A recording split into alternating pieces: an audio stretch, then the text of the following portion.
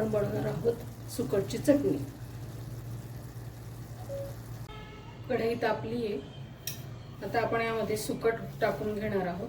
सुकट ही थोडीशी आपण भाजून घेणार आहे।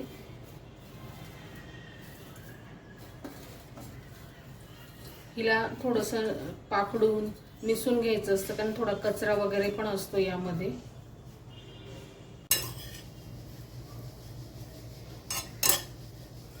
छान भाजून घ्यायची।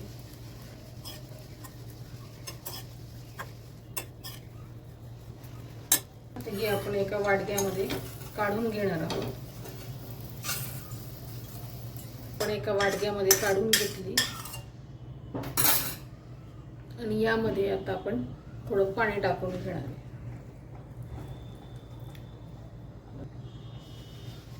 कढई तापलेलीच आहे आपली, त्याच कढईमध्ये आपण साधारणतः 2 चमचे आता तेल टाकून घेणार आहोत।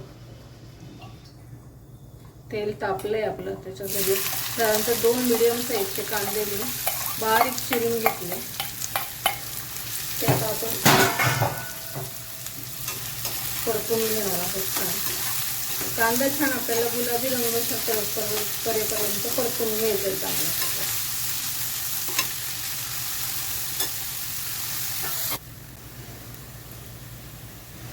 कांदा आपला छान गुलाबीसर परतून झालेला आहे, तुम्ही बघू शकता।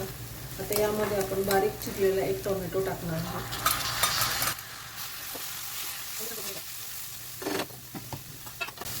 यामध्ये आपण अर्धा चमचा हळद, 2 ते 2.5 चमचे मी साधारणतः लाल तिखट टाकते। आम्हाला थोडं तिखट हवं असतं म्हणून मी तिखट जास्त टाकले, तुम्ही प्रमाण कमी जास्त करू शकता। थोडासा घरगुती काळा मसाला, हे छान मिक्स करून घ्यायचं।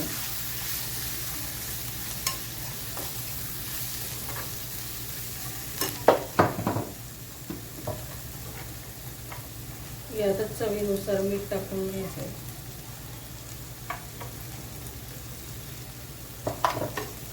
तेही परतून घेऊया। यामध्येच आपण भिजवलेली, पाण्यामध्ये भिजत टाकलेली सुकट होती, तुम्ही बघू शकता।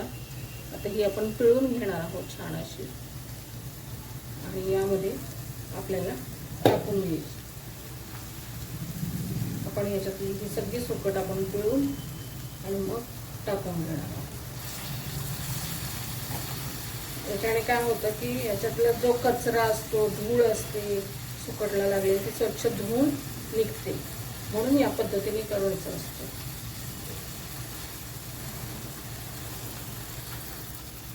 या पद्धतीने आपण सगळी सुकट टाकून घेतली। आता ही छान आपण अशी परतून घेणार आहोत याच्यामध्ये।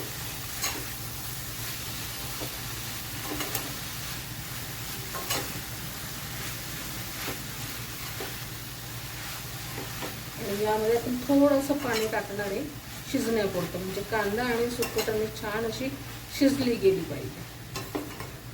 ही आपण त्याला थोडीशी लपतपितच चटणी करतो, म्हणजे भातासोबत, भाकरीसोबत गरम गरम खाता येते आपल्याला।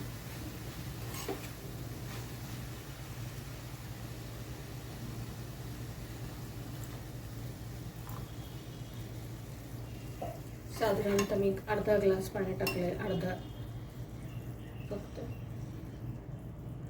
तुम्ही बघू शकता छान अशी मी लपतपितच करते। यावर आपण झाकण ठेवून ही एक 5 ते 10 मिनिटं शिजून घेऊया।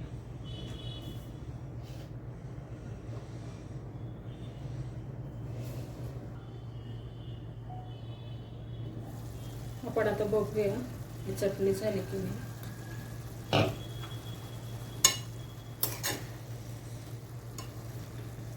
मस्तपैकी आपली सुकटची चटणी शिजली गेली आहे, तुम्ही बघू शकता।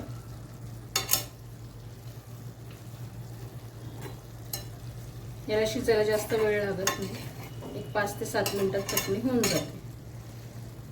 झटपट होणारी रेसिपी आहे। गार्निशिंगसाठी मी थोडीशी कोथिंबीर टाकते। आपली जवळा चटणी तयार आहे, सुकटची चटणी तयार आहे। आता आपण सर्व करून घेऊया। मस्तपैकी सुकटची चटणी गरमागरम,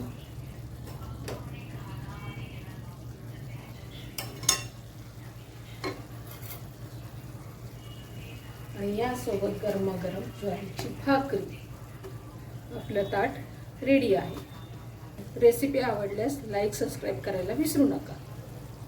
धन्यवाद।